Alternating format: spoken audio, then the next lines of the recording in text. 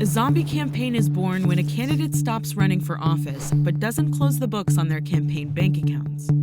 Even when the race is over, the money lives on.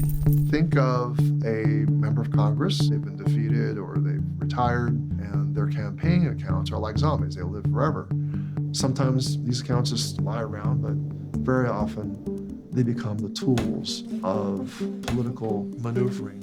Hundreds of millions of dollars remain in zombie campaign accounts. That money can be used to enhance your effectiveness and reach as a lobbyist. You can use that money to contribute to campaigns of the people that were your former colleagues. Now, that's not illegal, but they're in a different role than they were when they actually raised the money into the account. To fight back against the zombies, Takano is drawing inspiration from princesses. What's the name of that movie? It's called Frozen. The congressman wrote the Let It Go Act. It requires politicians to close the books on their campaign bank accounts in 6 years, or as soon as they become lobbyists. The bill would strengthen the powers of the Federal Election Commission, the government's campaign finance cop, something political reform advocate Meredith McGehee has been pushing for. It really is kind of a Wild West. You can get away with pretty much what you want to get away with. You just manage not to attract much attention to what you're doing.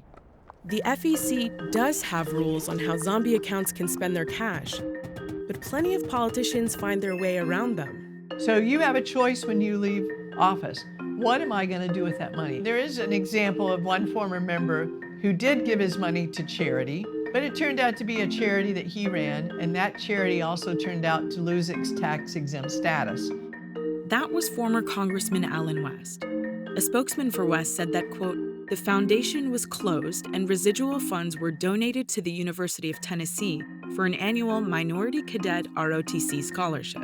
There have been former members of Congress that have passed away, and their campaign account continues to exist. Like former Congressman Mark Takai, whose zombie funds dished out over $100,000 for consulting services after he died. Lawn Aquila Strategies didn't respond to our request for comment, but family members of Takai have said previously that these payments were authorized. If you don't have good law enforcement, or any law enforcement in this case, then the law is meaningless. The Let It Go Act passed through the House as part of a Democratic-sponsored measure, but it probably won't get through a Republican-run Senate. Even if zombie accounts were somehow outlawed tomorrow, McGehee says the FEC wouldn't be able to do anything anyway. The Federal Election Commission needs 4 commissioners to be a functioning agency to have a quorum. Now, we have an FEC that doesn't even have a quorum, so it can't even enforce the law.